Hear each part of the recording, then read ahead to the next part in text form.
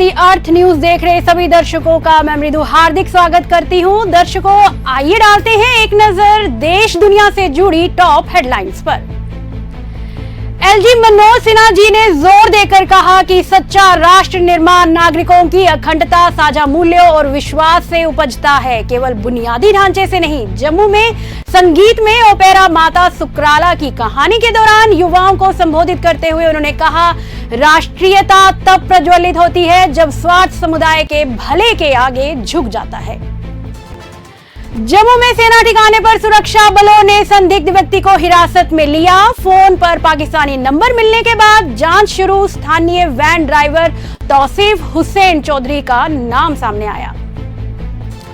करगिल के मोंगबोर अकचमल स्कूल में सामुदायिक प्रयासों में दाखिला फिर से बढ़ा। स्थानीय निवासियों, अभिभावकों और शिक्षकों की सक्रिय भागीदारी से स्कूल में नामांकन में उल्लेखनीय सुधार हुआ है।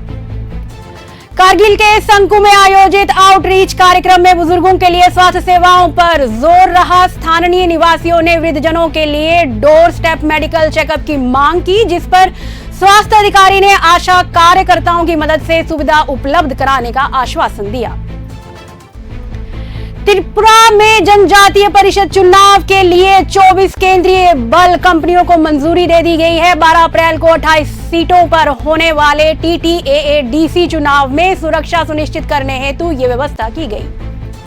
केरल हाईकोर्ट ने सबरीमाला घी बिक्री घोटाले की जांच पूरी करने के लिए VACB को अतिरिक्त समय प्रदान किया। सबरीमाला मंदिर में घी की बिक्री से लगभग 35 लाख रुपए के गबन की जांच से जुड़े इस मामले में कोर्ट ने विजिलेंस टीम को समय सीमा बढ़ाने का निर्देश दिया है।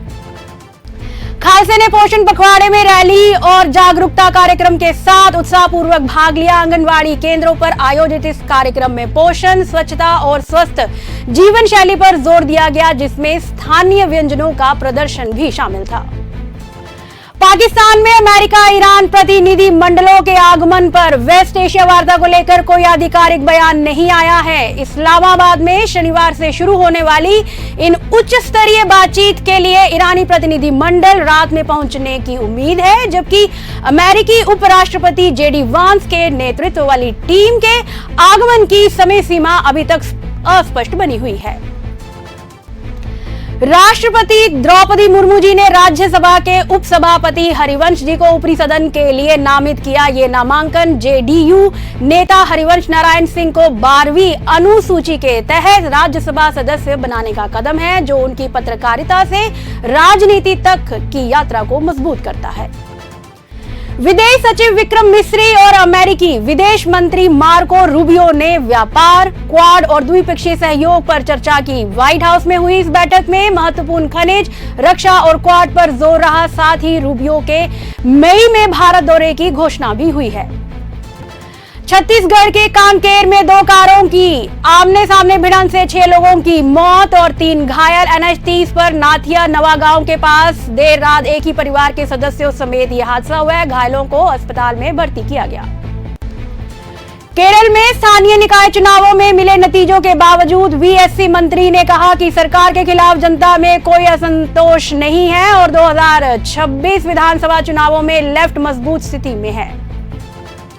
और आखिर में गृह मंत्रालय के राष्ट्रीय एकीकरण कार्यक्रम के तहत 250 सदस्यीय दल ने उपराष्ट्रपति CP राधाकृष्णन जी से उपराष्ट्रपति भवन में चर्चा की, जिसमें जम्मू कश्मीर के युवाओं को देश के विकास, संस्कृति और एकता से परिचित कराने पर जोर दिया गया। तो दर्शकों, टॉप हेडलाइंस में अभी तक के लिए बस इतना ही। बने रहिए अर्थ न्यूज के साथ। आपसे फिर मुलाकात होगी नेक्स्ट बुलेटिन में। तब तक के लिए देखते रहिए अर्थ न्यूज। खबरों का सिलसिला यूं ही जारी रहेगा। नमस्कार, जय हिंद।